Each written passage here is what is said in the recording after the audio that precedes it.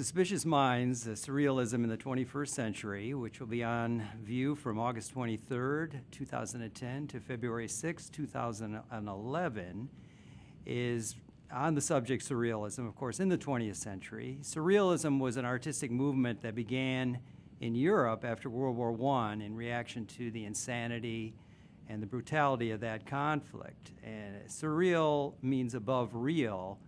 And the surrealists wanted to make art that was shocking, unorthodox, and something that was sort of against the establishment at the time. A lot of surrealist imagery focused on symbols, on dreams, intuitive ideas, things that were very, very different.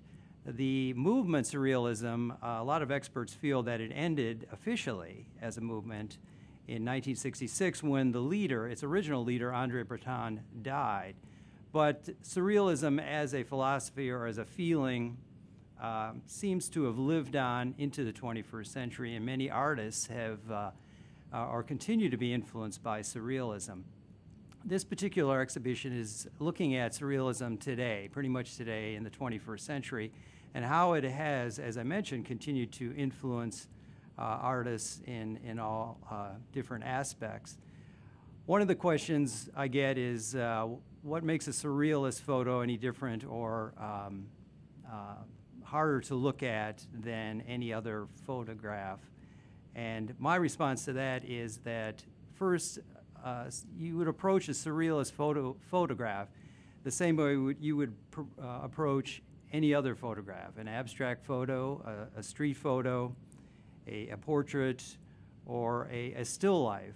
For me, it's the first thing is it's a visual aspect. And how does it work visually? Does it create an emotional response? An emotional response that doesn't necessarily have to be positive.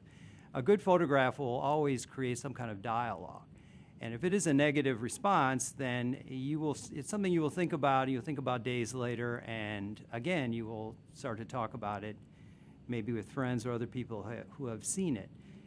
You shouldn't really worry about the meaning of a surrealist photograph, at least not essentially. If it works visually in terms of composition, lights, darks, color, whatever, for you, the meaning, as I mentioned, should come after that. A lot of photographers, and especially the photographers and the one filmmaker in the show, may give you some direction. If it's a photograph that's untitled, there might be symbols or objects in the photo that might take you on a different or a certain path.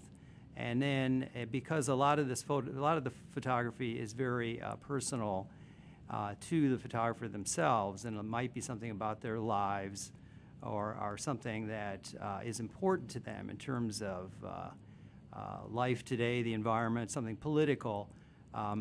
It may be initially difficult or challenging, but they want a good photograph you'll look at for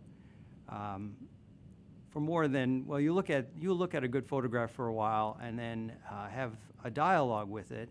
And the more you look, the more you make discoveries. And these discoveries will help you understand what the photograph is all about. So if there are certain symbols or objects that the photographer has placed in the photograph, the more you look at it, you'll either figure out or try to figure out what the artist is trying to say, or you will connect that object or those symbols with something in your own life, and you'll just take off in any direction that you would want.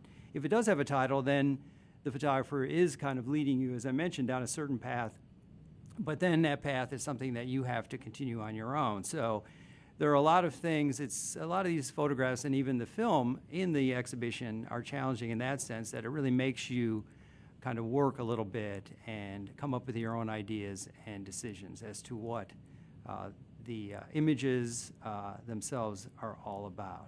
Hopefully you can come and see the exhibition, Suspicious Minds, Surrealism in the 21st Century. As I mentioned, will be on display at the Light Factory August 23rd, 2010 to February 6th, 2011.